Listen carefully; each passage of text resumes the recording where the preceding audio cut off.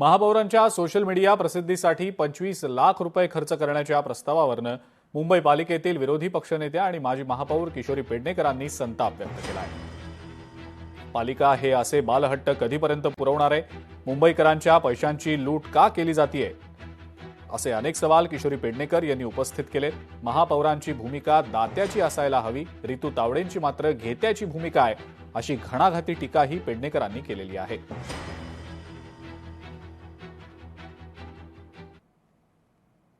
महापालिकेने पण ठरवलं पाहिजे की हे बालहट्ट कधीपर्यंत पुरवणार आहात आणि पुरवण्याचा हे मुंबईकरांचा निधी देण्याचं काम विचारपूर्वक नको व्हायला।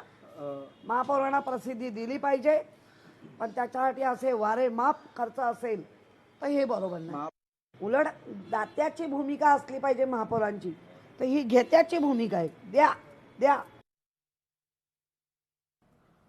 एकीकडे वाढत्या खर्चाच्या मुद्द्यावरनं मुंबईच्या महापौर पुन्हा वादात सापडलेल्या आहेत। त्यातच आता भाजपचाच मित्रपक्ष असलेल्या शिवसेनेनं सुद्धा महापौरांना टोला लगावलाय।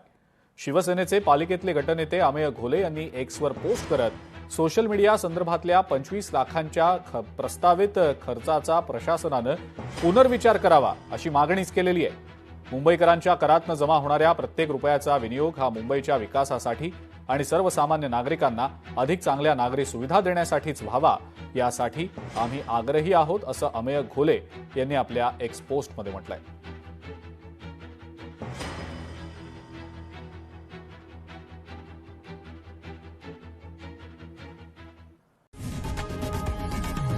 लोकशाही मराठी ऐका, पहा, जागरूक रहा।